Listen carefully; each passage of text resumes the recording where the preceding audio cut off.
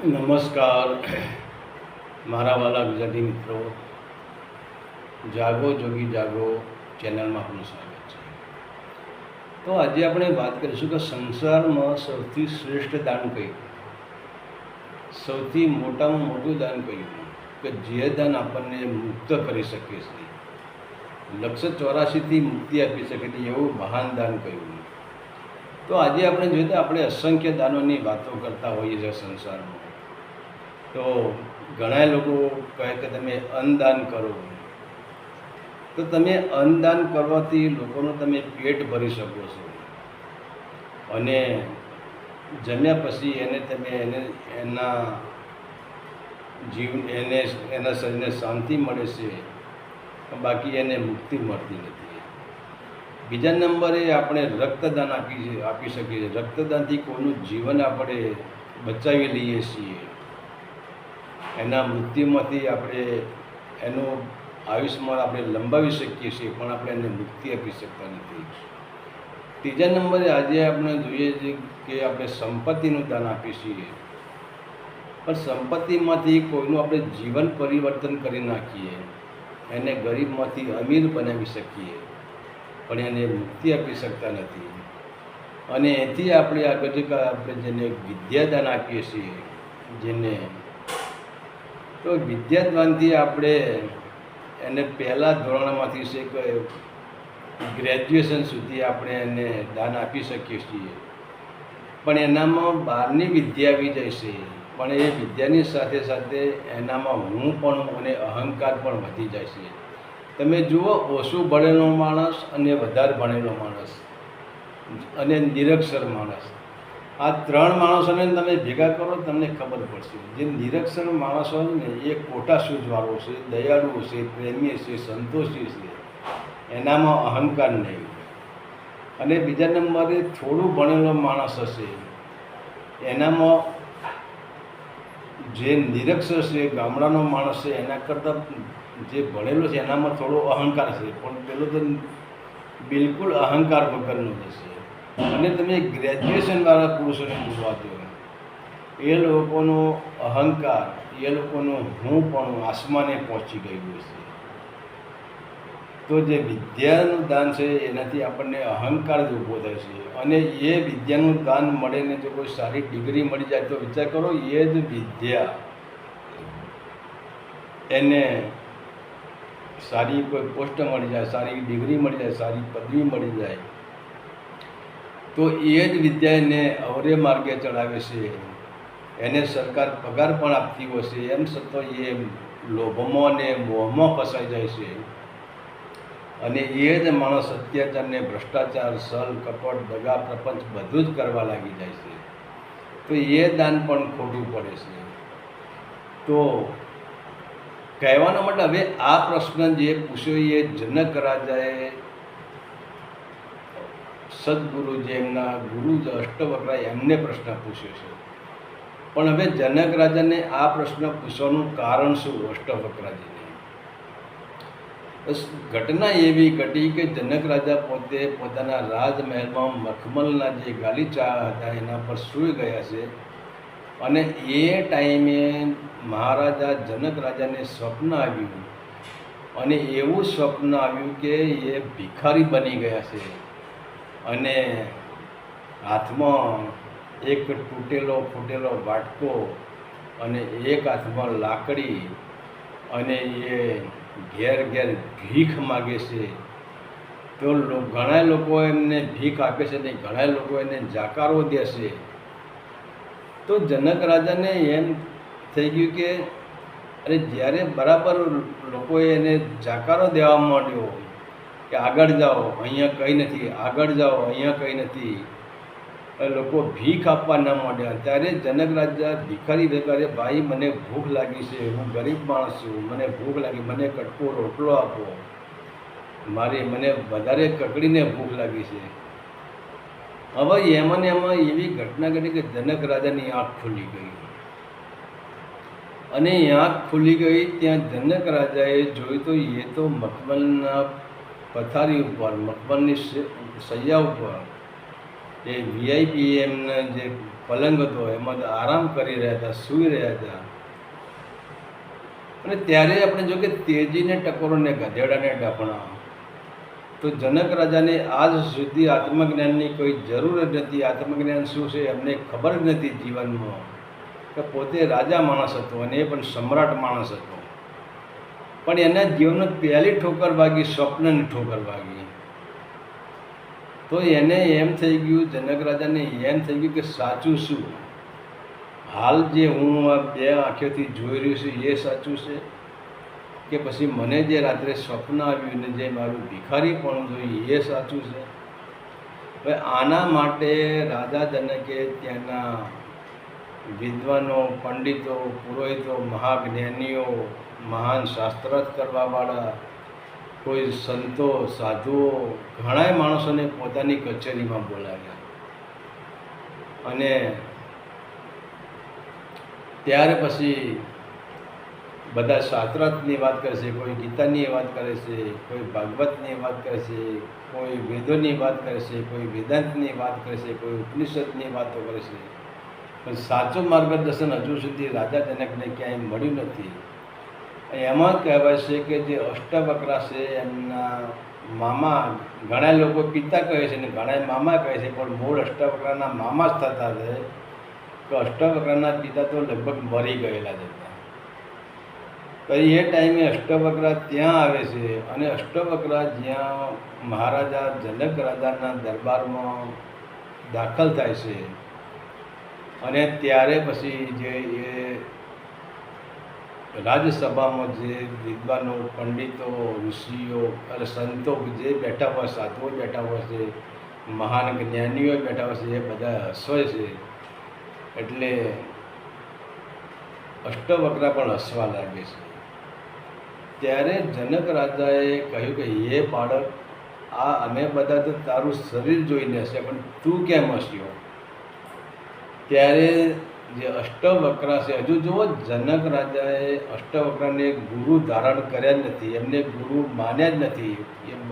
એને સંબોધન બાળકથી જ કર્યું છે. કારણ કે હજુ સુધી અષ્ટવક્રા અને જનક રાજા સામે કોઈ સંવાદ થયો જ નથી. સંવાદ હવે શરૂ થાય છે, ગુરુપદ હવે ધારણ થાય છે, ગુરુ શિષ્યનો નાતો હવે બંધાય છે. ત્યારે અષ્ટવક્રાએ જનક રાજાને કહ્યું કે હે મહારાજા, આ જે તારી સભામાં જે બેઠા છે એ બધા ચમાર છે અને તું પણ ચમાર છે. હવે અહીંથી જનક રાજાનો અને અષ્ટવક્રનો શિષ્ય ગુરુનો સંબંધ અહીંથી બંધાય છે. જ્યારે આ શબ્દો જનક રાજાએ સાંભળ્યા કે તારી સભામાં જે બેઠા છે એ બધા ચમાર છે અને તું પોતે પણ ચમાર જ છે, તું કોઈ સમ્રાટ નથી, કોઈ તું મહારાજા નથી, તું ચમાર જ છે. તો જનક રાજાને એમ થઈ ગયું. ત્યારે જનક રાજાએ અષ્ટવક્રને કહ્યું કે હે પરમ પુરુષ, અમે ચમાર કેવી રીતે? ત્યારે અષ્ટવક્રા કહે છે કે હે મહારાજા,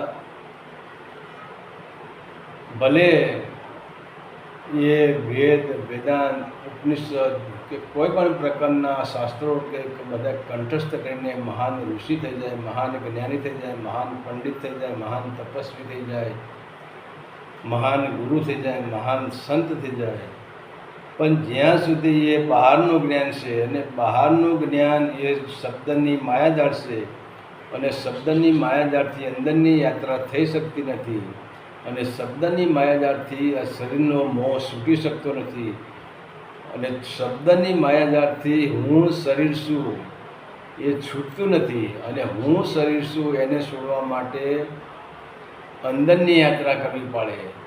તો જેને હજુ સુધી મહાન સંતો, આ બધા સંતો બેઠા છે, જ્ઞાનીઓ બેઠા છે, વિદ્વાનો બેઠા છે, પંડિતો બેઠા છે, આ બધાને શરીરનો મોહ છે. તો ચમારને ચામડાનો મોહ હોય અને તને, તું પણ ચમાર જ છે કે તને પણ હજુ તારા શરીરનો મોહ છે. અને ત્યારે જેમ આપણે કહીએ કે તેજીને ટકોરને ગધેડાને ડફણા, આટલી વાતથી જ જનક રાજા વિચાર કરો, પોતે મહાન સમ્રાટ રાજા હોત, સીધા ગાદી ઉપરથી નીચે ઉતરી ગયા છે. અને જે હજુ તો 2-5 મિનિટ પહેલાં અષ્ટવક્રને જોઈને જે રાજા હસતો હતો એ જ રાજાએ આજે અષ્ટવક્રને 5 મિનિટ પહેલાં પછી એમને ગાદી પર બેસાડી દીધા છે અને જનક રાજા પોતે નીચે બેઠા છે. ત્યારે જનક રાજા પછી અષ્ટવક્રને કહે છે કે હે ગુરુજી, હવે મારે આ બીજા કોઈ લોકોની મારે જરૂર નથી અને તમે જ મને હવે એક રસ્તો બતાવો કે આ જગતની અંદર, આ સંસારની અંદર એવું સર્વશ્રેષ્ઠ દાન કયું છે કે જે જન્મ મૃત્યુના ચક્કરમાંથી બહાર કાઢી શકે. અને ત્યારે એ પછી જનક રાજા કહે છે કે હે ગુરુજી, હું મારે જે રાજપાટ છે એ હું દાનમાં આપી દેવા માગું છું અને મારી જે સંપત્તિ છે એ પણ હું તમને દાનમાં આપી દેવા માગું છું. મારી રાજની જે જમીન છે એ પણ હું તમને દાનમાં આપી દેવા માગું છું. ત્યારે અષ્ટવક્ર કહે છે કે હે મહારાજા જનક, આ રાજ તારું નથી, કારણ કે જ્યારે તારો જન્મ નહોતો થયો ત્યારે પણ આ રાજ હતું જ. ત્યારે તારા પિતાજી પાસે રાજ હતું, પણ આજે તારો જન્મ થયો એટલે એ તારા પિતાજીએ રાજ તને આપ્યું. અને કાલે ઉઠીને શરીર પરિવર્તન કરે છે, કાલે ઉઠીને તારું શરીર મૃત્યુ તરફ આગળ વધી રહ્યું છે, તારા શરીરનું મૃત્યુ થવાનું છે.